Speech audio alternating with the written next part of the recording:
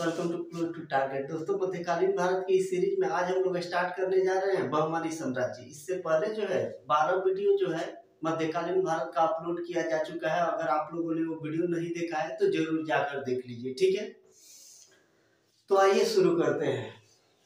बहमानी साम्राज्य। बहमानी साम्राज्य की स्थापना कैसे होती है इसके बारे में थोड़ा देखते हैं।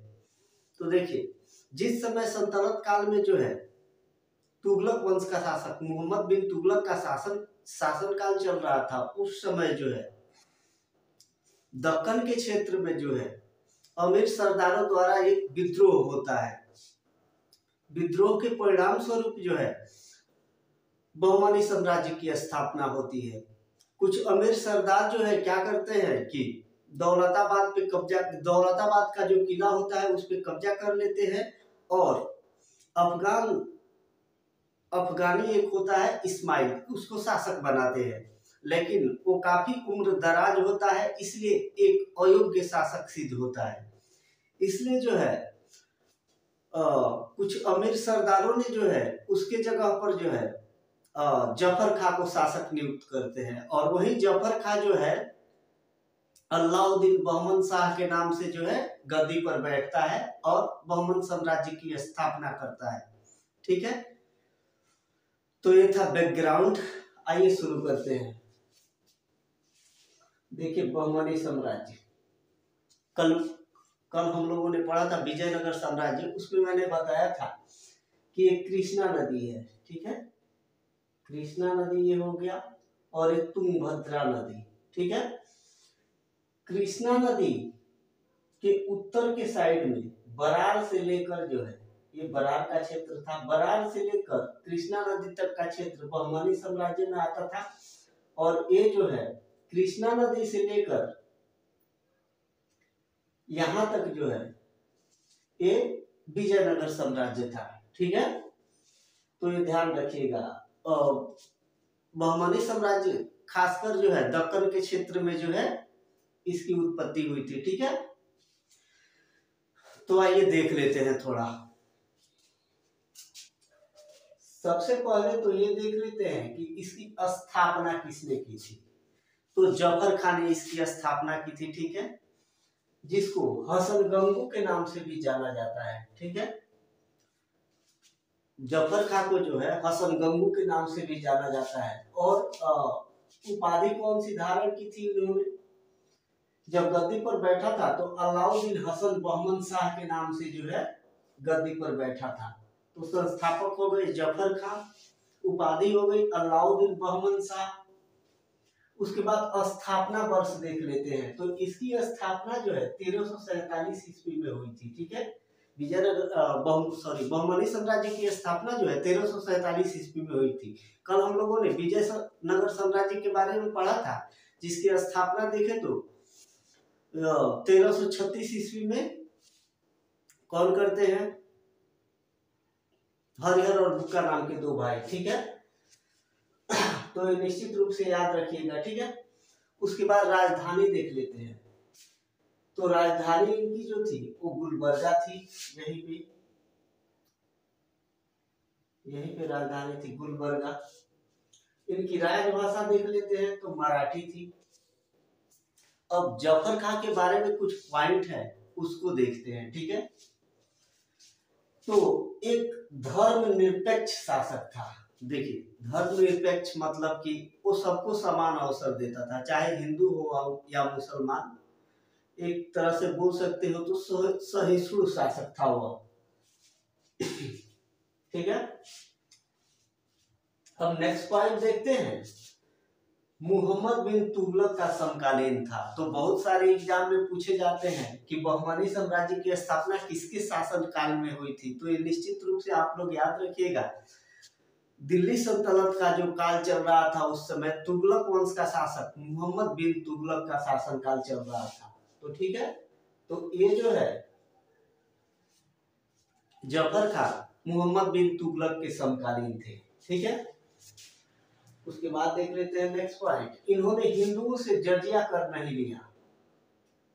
हम लोगों ने देखा कि कैसे वो एक तरह से सहिष्णु शासक होता है। हिंदुओं से जो है जजिया कर नहीं लेता है। जजिया कर का मतलब आप लोग जानते ही हैं, जो मुस्लिम राज्य में रहने वाले हिंदुओं पे लगाया जाता था, एक धार्मिक कर था। ठीक है, नेक्स्ट पॉइंट देखते हैं। अपने साम्राज्य को 4 प्रांतों में बांटा। राज्य शासन जो है अच्छा से चलाने के लिए इन्होंने जो है अपने साम्राज्य को 4 प्रांतों में बांटता है। अब देखिए कौन कौन सा प्रांत। गुलबर्गा जो इसकी राजधानी होती है, दौलताबाद, बरार और बिदर। अपने राज्य को 4 भागों में बांटता है, गुलबर्गा, दौलताबाद, बरार और बिदर। इसको आप लोग आसानी से याद रख सकते हैं। देखिए कैसे, यहाँ पे लिख देता हूं।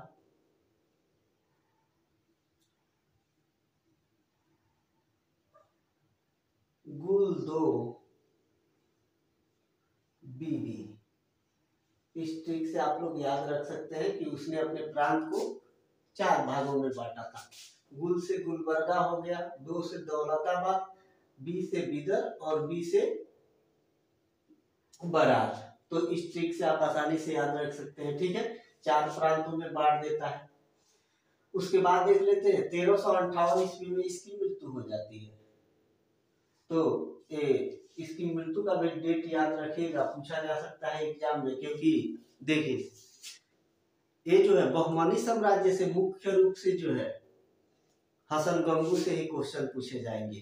ठीक है, और इसी से ज्यादा क्वेश्चन आज तक भी पूछे गए हैं। ये बाकी सबसे उतना क्वेश्चन पूछे नहीं गए हैं। तो निश्चित रूप से ध्यान रखिएगा ये सारे जो पॉइंट है वो। एक बार रिकॉल कर लेते हैं। तो देखिए संस्थापक कौन होता है? जफर का होता है, जिसको हसन गंगू के नाम से भी जानते हैं। उपाधि अलाउद्दीन बहमन हसन शाह से वो गद्दी पर के नाम से गद्दी पर बैठता है। राजधानी गुलबर्गा होती है। भाषा जो है राजभाषा देख ले तो मराठी होती है। एक धर्मनिरपेक्ष शासक होता है। मोहम्मद बिन तुगलक के समकालीन होता है। हिंदुओं से जजिया कर नहीं लेता है और अपने राज्य को 4 प्रांतों में बांटता है, गुलबर्गा, दौलताबाद, बिदर और बरार। ठीक है, अब 1358 में इसकी मृत्यु हो जाती है। तो इससे रिलेटेड इंपोर्टेंट पॉइंट हम आइए थोड़ा देख लेते हैं। मोहम्मद शाह प्रथम, इसकी मृत्यु के बाद नेक्स्ट शासक होते हैं कौन? मोहम्मद शाह प्रथम। इनसे आपको एक ही पॉइंट याद रखना है, बस ये याद रखना है कि प्रथम बार जो है इन्होंने प्रथम बार बारूद का प्रयोग किया था बुक्का प्रथम के खिलाफ। जैसे हम लोगों ने कल विजयनगर साम्राज्य में देखा था, उसका शासक होता है बुक्का प्रथम। उसके खिलाफ जो है एक किला जीतने के क्रम में बारूद का प्रयोग करता है, लेकिन थोड़ा बहुत बारूद का प्रयोग करता है। दक्षिण भारत में ये पहली बार जो है बारूद का प्रयोग होता है। इससे पहले हम लोगों ने देखा था कि पानीपत के प्रथम युद्ध में जो है बाबर द्वारा बारूद का प्रयोग किया जाता है इब्राहिम लोदी के खिलाफ। ठीक है, तो ऐसा नहीं है कि वो जो है उत्तर भारत में पहली बार बारूद का प्रयोग होता है, लेकिन दक्षिण भारत में बारूद का प्रयोग पहले ही हो चुका था। ठीक है, 1358 के आसपास। तो ये पॉइंट निश्चित रूप से आप लोग याद रखेंगे। मोहम्मद शाह प्रथम से बस एक ही, ये शासन काल याद रखने की जरूरत नहीं है उतना। उसके बाद नेक्स्ट शासक के बारे में देख लेते हैं, तजाउद्दीन फिरोज। ये इंपॉर्टेंट है, इनसे प्रश्न पूछे जा सकते हैं। तो देखिए भीमा नदी के तट पर फिरोजाबाद की स्थापना की। भीमा जो कृष्णा की सहायक नदी है उसके तट पर जो है एक शहर फिरोजाबाद की स्थापना करता है। आज आप फिरोज से याद रख सकते हैं, फिरोजाबाद की स्थापना फिरोज ने किया था। ठीक है, उसके बाद फिरोजाबाद के पास एक वैधशाला का निर्माण करता है। फिरोजाबाद के पास ही एक वैधशाला का निर्माण किया था इन्होंने, तजाउद्दीन फिरोज। उसके बाद नेक्स्ट पॉइंट है, हरिहर द्वितीय को पराजित कर रायचूर दोआब ले लिया था। देखिए ये विजयनगर साम्राज्य और बहमनी साम्राज्य से मुख्य रूप से जो संघर्ष का कारण था वो ये रायचूर दोआब था, जो तुंगभद्रा और कृष्णा नदी के बीच में उपस्थित था, ठीक है, रायचूर दोआब, इसी के लिए संघर्ष होता था। इसमें जो है विजयनगर साम्राज्य का शासक जो था अपना हरिहर द्वितीय, उसको जो है पराजित करता है और रायचूर दोआब वापस ले लेता है, ठीक है। तो ये 3 पॉइंट मुख्य रूप से आपको याद रखने हैं। तजाउद्दीन फिरोज में भीमान नदी के तट पर फिरोजाबाद की स्थापना करता है, फिरोजाबाद के पास एक वैधशाला का निर्माण करता है और हरिहर द्वितीय को पराजित कर रायचूर दोआब वापस ले लेता है। तो ये पॉइंट हो गया। अब आइए देख लेते हैं अगले शासक के बारे में। तो देखिए शिहाबुद्दीन अहमद प्रथम, इनसे 2 पॉइंट आपको याद रखने हैं, जिनका शासनकाल जो है 1422 से 1436 तक रहता है। सबसे इम्पोर्टेंट पॉइंट जो क्वेश्चन पूछा जाता है, ये देखिए जफर खां से जो है सारे पॉइंट मैंने जो लिखे हुए हैं वो सब इम्पोर्टेंट है, आपको सब ध्यान में रखना है। ये सब पूछा गया क्वेश्चन है, ठीक है।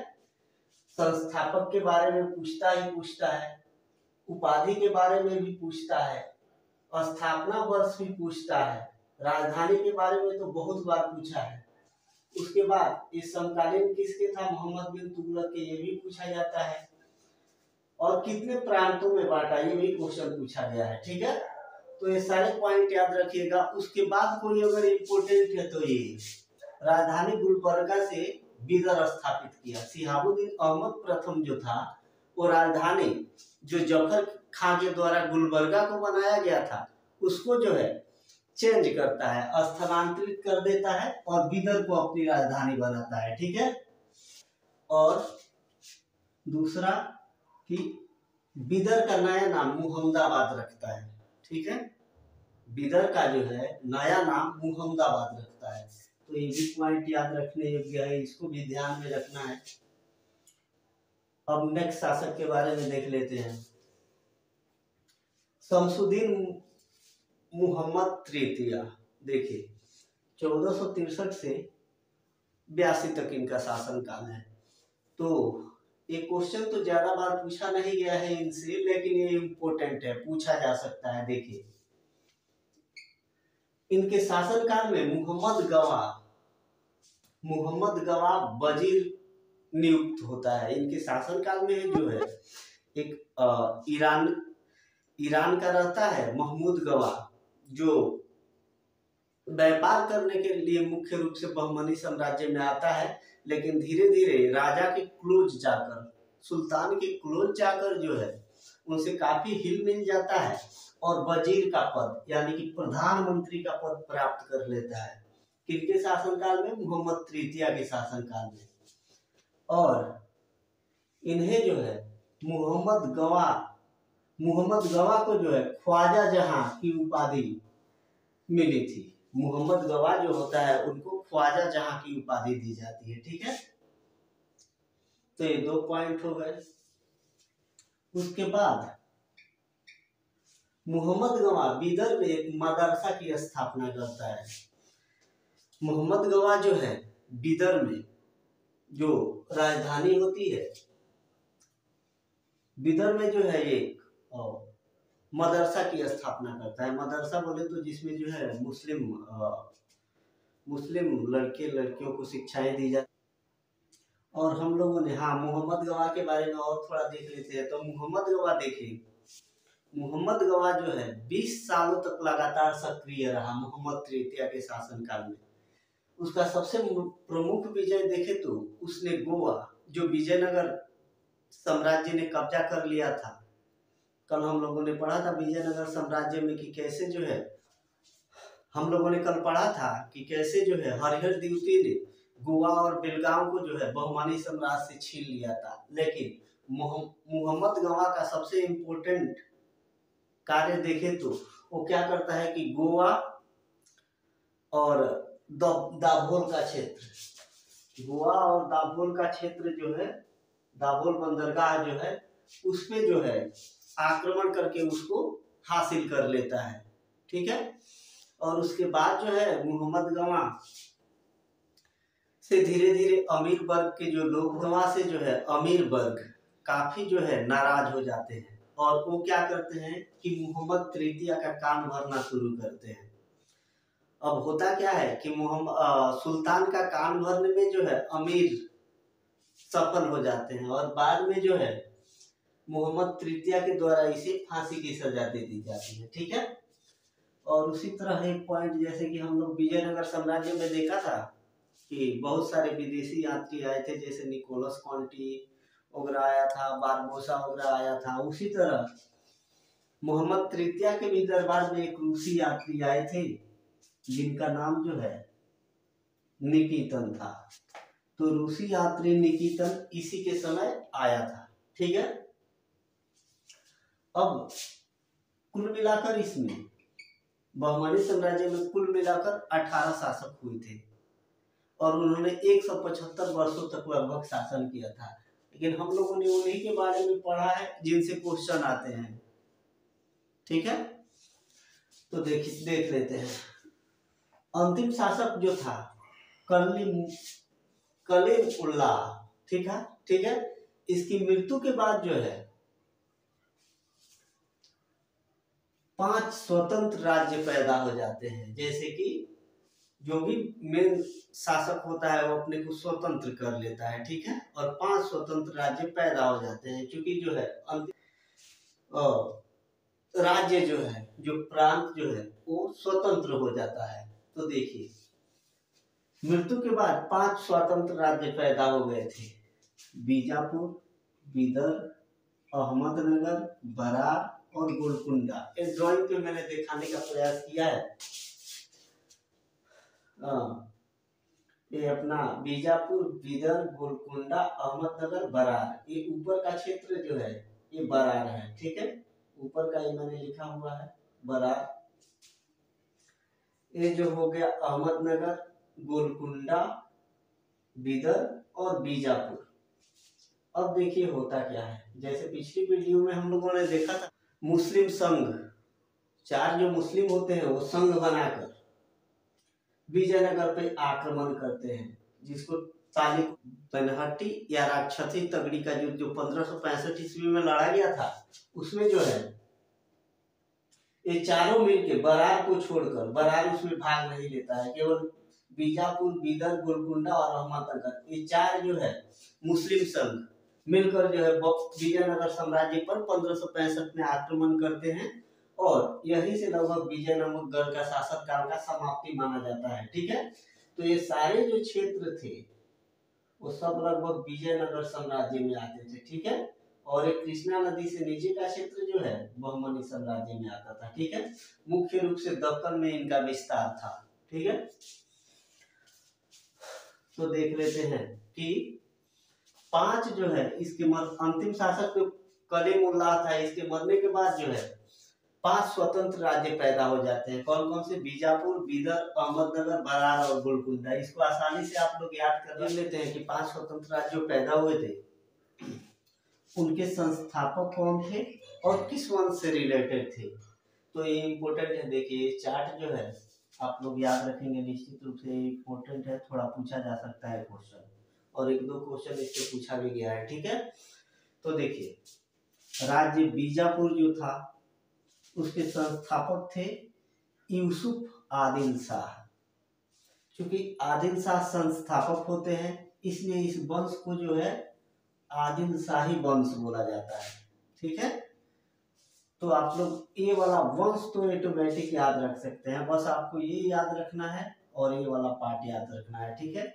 उसके बाद से देख लेते हैं अहमदनगर। अहमदनगर के कौन होते हैं? संस्थापक मलिक अहमद। तो इनके वंश को केवल जो है निजाम शाही वंश बोला गया है। ठीक है। निजाम शाही वंश से रिलेटेड थे। उसके बाद बरार का देख लेते हैं तो इमाद शाह थे संस्थापक, इसलिए इस वंश को जो है इमाद शाही वंश कहा गया। गोलकुंडा जो है कुली कुतुब शाह संस्थापक थे, इसलिए इस वंश को जो है कुतुब शाही वंश कहा गया। बिदर का जो है अमीर अली बरीद, आप बिदर से ऐसे याद कर सकते हैं। बिदर के कौन थे? बीदर के कौन थे? बरीद और अमीर अली बरीद, इसलिए इस वंश का नाम जो है बरीद शाही वंश पड़ा। तो दोस्तों ये था इस चैप्टर से रिलेटेड कुछ पॉइंट, ठीक है, जो एग्जाम की दृष्टि से अति महत्वपूर्ण है। तो जो भी एग्जाम के लिए मतलब इम्पोर्टेंट था वो मैंने पेन डाउन यहाँ पे किया हुआ है, और आशा कर रहा हूँ कि ये सब आपको अच्छी तरीके से समझ में आ गया होगा, ठीक है। अगर वीडियो पसंद आता है तो आप लाइक और शेयर करना ना भूलें, जरूर शेयर कीजिए। और दूसरी बात कि देखिए इसके बाद जो है हम लोग भक्ति आंदोलन और सूफी आंदोलन पढ़ेंगे। भक्ति आंदोलन जो है का भक्ति आंदोलन को एक ही वीडियो में कवर करने का प्रयास किया जाएगा, और उसके बाद सूफी आंदोलन भी का भी एक वीडियो, ये 2 वीडियो आने वाला है। उसके बाद देख लेंगे हम लोग प्रमुख राजपूत वंश का एक वीडियो।